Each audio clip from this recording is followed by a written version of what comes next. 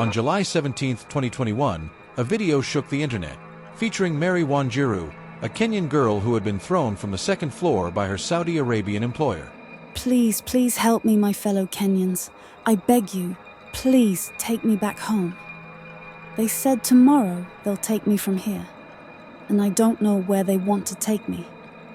Look at me now. I can't stand, move, or do anything. My Arabian boss threw me from the second floor. He thinks I'm dead. Now my spinal cord is completely damaged. Kindly rescue me from him. As you see this video, I could die at any time from now on. Mary Wanjiru, a 32-year-old Kenyan mother of three, had her life forever altered by a journey that began with hope and ended in harrowing experiences in Riyadh, Saudi Arabia. Mary was working at a hotel in Nairobi when an opportunity for better pay overseas came her way. An agent facilitated her travel, and she arrived at her employer's house in Riyadh on April 22nd, filled with aspirations of rescuing her family from the jaws of poverty. Upon arriving in Riyadh, she was led to a house where the living conditions first hinted at the horrors to come.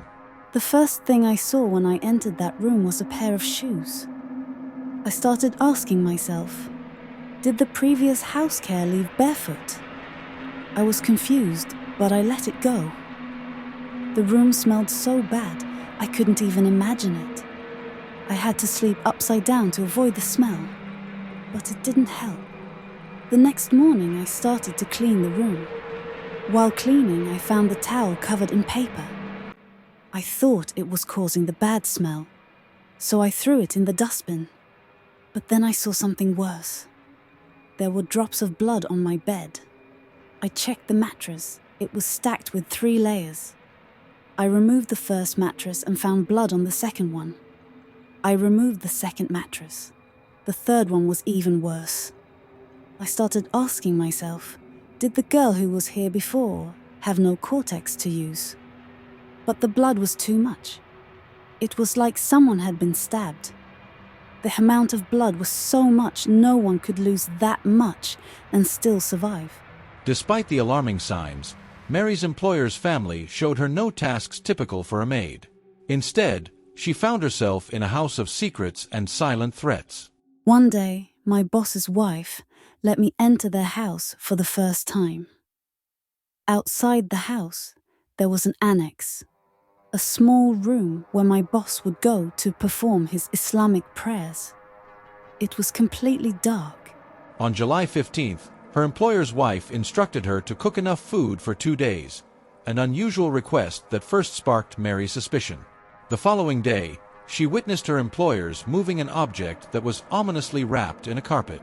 Fearing it resembled a human body, Mary's anxiety began to mount, especially when she remembered the unexplained bloodstains she had found under her mattress and the odd arrangement of candles and knives in the house, suggesting some form of ritualistic activity. That is when I told my cousin about the blood I found, and she told me to report it to the police.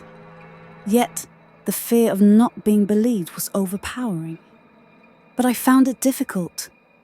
I had no solid evidence. I was new there, and the blood looked like it had been there for days. I thought the police would ask, "Why didn't you report it instantly?" So I let it go, but my fear and suspense kept growing. As the days passed, the true danger Mary was in began to reveal itself.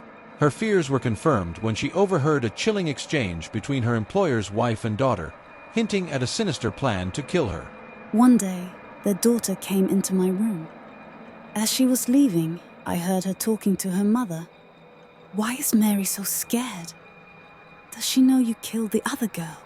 This moment crystallized Mary's fear that her life was in immediate danger.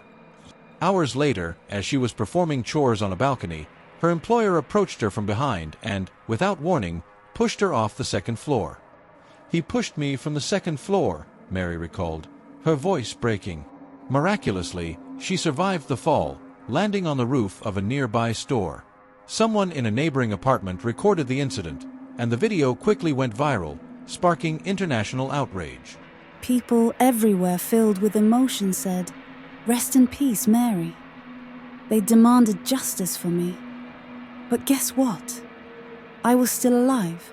The police quickly intervened, taking Mary to a hospital where she was diagnosed with a severe spinal injury that left her paralyzed from the waist down. However, the initial prompt action by the police was followed by a troubling lack of support. They took her phone and ceased communication, isolating her from her family and friends back in Kenya. One day, they came to the hospital and forced me to withdraw the case. They told me there was nothing they could do to that old man. I was heartbroken, very disappointed, but I had nothing to do. One of them told me without others listening, "If you don't look like us, you're not one of us." This meant that even when their own hurt be so bad, I was nothing, and I deserved whatever happened to me. That broke me so bad. During her hospital stay, an empathetic Arab woman recorded Mary's heartfelt plea for help and shared it online. The video quickly went viral, eventually reaching her family in Kenya. Her aunt, Mumbai Mathri, was shocked to see Mary in such a state. Along with other relatives and Kenyan expatriates working in Dubai, they traced Mary to the hospital and organized resources for her repatriation. On November 4th, Mary was warmly welcomed back in Nairobi by her mother, Alice Nyambura, and other relatives. Alice had been particularly anxious about her daughter's prolonged silence and was relieved yet heartbroken to see Mary wheelchair-bound. Despite her debilitating condition, Mary's spirit remained unbroken. She expressed a firm resolve to not only recover but also to provide for her family, emphasizing her determination to walk again and achieve a better life for her children. Now back in Kenya, Mary's life is a stark contrast to the dreams she once harbored. When I reached Kenya, I thought the struggle was over, but it was just the beginning. The father of my children saw me return in a wheelchair, and he left instantly. He left us. He left me with the kids in my most difficult time. Until now, I have no idea where he is. It hurts, but that's life. Despite her trials, Mary's spirit remains unbroken, and she has become an advocate for caution among those seeking jobs abroad. "I cannot advise anybody to work in the Middle East.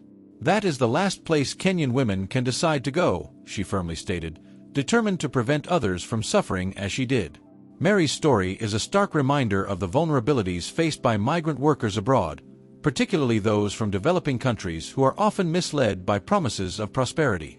Her experience underscores the need for stringent international labor regulations, rigorous vetting of employment opportunities, and enhanced support systems for workers in foreign countries. Mary has since become an advocate for these issues, urging potential migrants to thoroughly research and consider the risks before seeking employment abroad. Mary Wanjiru's ordeal resonates with the plight of many who find themselves trapped in similar exploitative situations across the globe. Her courage to speak out and her relentless pursuit of justice and dignity reflect the resilience and strength that define the human spirit. Through her advocacy, she hopes to inspire change and prevent others from enduring the hardships she faced. Mary Wanjiru's story is not just a tale of survival but a call to action, a plea for justice, and a beacon of hope for change. As she concluded her harrowing testimony, she posed a question that echoes far beyond her own experience. Life is not fair. Do human rights organizations actually make a difference, or do they just report these atrocities and move on? Who knows, maybe one day, thousands like me will get justice.